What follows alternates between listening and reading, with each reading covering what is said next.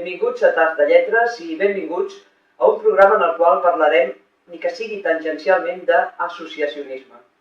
Un tema, per l'altra banda, que en algun moment havíem de tractar en un dels nostres programes, ja que Canal H Televisió neix al si de l'Associació de Relataires en Català.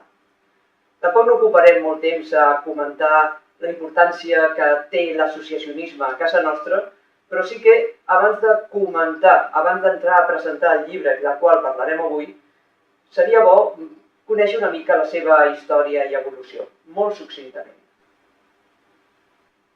L'origen de l'associacionisme cal buscar-lo al voltant del segle XVIII, amb la creació de confraries, gremis, col·legis, però de fet és al segle XIX, precisament quan la filosofia liberal comença a guanyar terreny, quan trobem la creació de noves associacions amb diferents finalitats.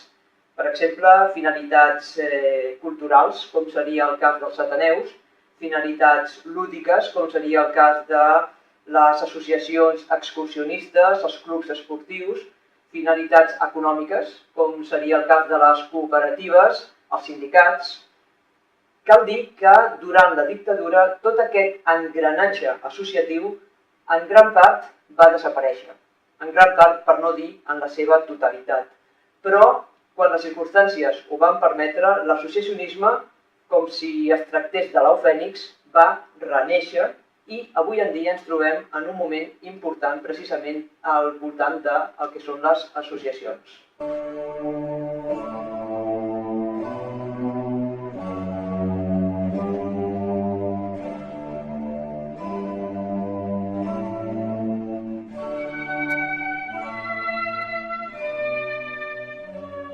Tot aquest preàmbul ve a tomb perquè el llibre que avui presentem es nodreix d'aquesta essència associativa. Es tracta de Eden Armand, de Cornèlia Abril. I comencem per aquest grup, comencem per aquesta associació que és Cornèlia Abril. Qui la forma, què pretenen? La resposta la trobem a la mateixa contraportada del llibre i permeteu que us llegeixi un breu fragment que diu, llegeixo: Cornèlia Abril és una dona misteriosa, complexa i dubitativa, profundament demòcrata, lliure i cosmopolita. No s'amaga, però sí que costa de trobar. La discreció és per a ella una eina de treball, ja que contínuament mira el seu entorn per trobar històries noves. Potser algun dia explicarà la teva història. Aquesta és Cornèlia Abril, però qui forma el grup, l'associació Cornèlia Abril? Tenim les escriptores Sílvia Armangué i Jorba, Mercè Bagaria i Mellado, Pepa Bagaria i Mellado, Maria Cirera i Delgado, Montserrat Medalla i Pufí, Matilda Nuri i Espona, Marta Pérez i Sierra i Carmen Sanz Soto, a la qual em referiré més endavant. A més, aquest recull de contes, aquest recull de relats, que d'això es tracta aquest llibre, Eden Armand, ve encapçalat per un magnífic pròleg de l'escriptora Olga Xirinacs.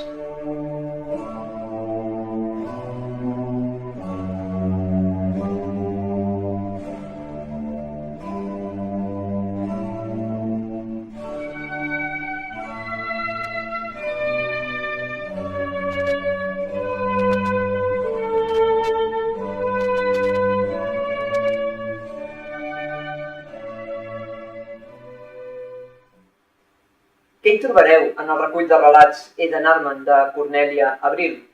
De fet, el llibre porta un subtítol que és De conflictes i decisions que capgiren la vida. El que trobareu són contes que ens parlen d'un passat de vegades proper, de vegades força llunyà, contes amb final sorprenent, contes que es recreen en un ambient d'aires kafkians, contes nostàlgics, contes amb riques referències cinematogràfiques, contes romàntics i alhora simbolistes, En definitiva, contes vitals. El llibre, a més, conté tot un seguit d'il·lustracions i ara és quan em referiré de nou a Carmen Sansoto, perquè el llibre conté tot un seguit d'il·lustracions d'aquesta artista. I això, per una banda, enriqueix l'edició del llibre i, per l'altra banda, tal com indica Olga Xirinacs en el pròleg, aporta a la lectura aquest valor afegit. Per tant, ja ho sabeu, He d'anar-me'n, de Cornèlia Abril, una lectura amena, distesa i molt interessant. I també, ja ho sabeu, ens retrobem en un nou tast de lletres. Fins ben aviat.